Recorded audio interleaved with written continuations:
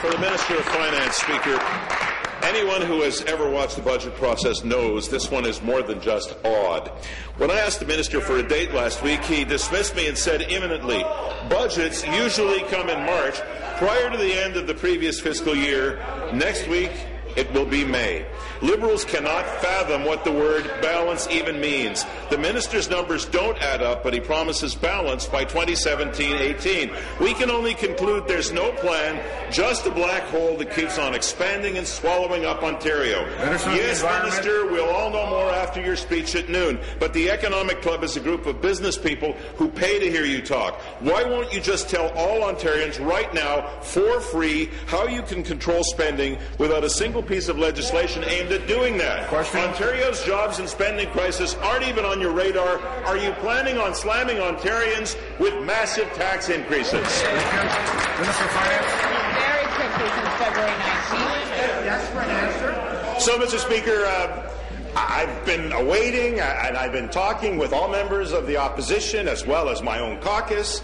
And more importantly, Mr. Speaker, I've been consulting with people all across our province, and we've touched more people than we've ever done before in preparing a budget that speaks to them. And, Mr. Speaker, in our consultations with the member opposite was a delivery of the Finance Committee's report. I've committed to reviewing that report prior to announcing our budget. And I've received it just last week, at the end of the week. I'm making every commitment possible to work together, and I'm hopeful that you'll read the budget before you announce what you're going to do, because you're already saying you won't even approve it. We have a strong plan, a plan that's balanced, a plan that's going to take us on a path to recovery, a plan that's going to ensure that we balance our books by 2017. Thank you. Supplementary.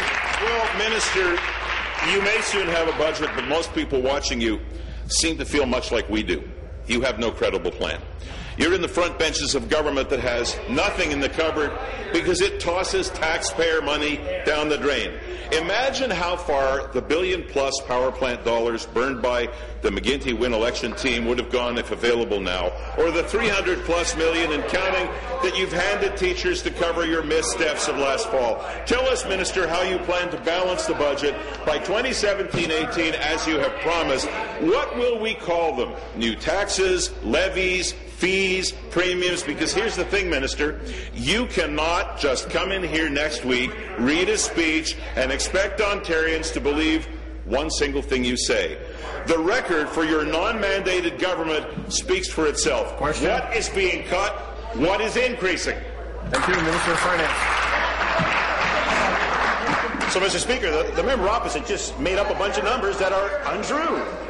And unlike the opposition, when they were in power, and in fact, they came out with a budget that was untrue, $5 billion in the hole. Mr. Speaker, we have proven that we can exceed our targets. 4 years in a row, we've been able to surpass everything that we said we would do because we're working together with Ontarians. We have attracted more investment than any other place in Canada, and we'll continue to work with them to ensure that businesses see Ontario as a good place to do business. We will continue to ensure that our public and our people are at their best and working. We have over 400,000 net new jobs since the recessionary lows. The entire world is having issues with their growth. We recognize that. That's why we're taking measured steps. That's why we're taking restraint measures to ensure that we balance our books by 2017-18, and we're moving towards that target. I look forward to having you read the budget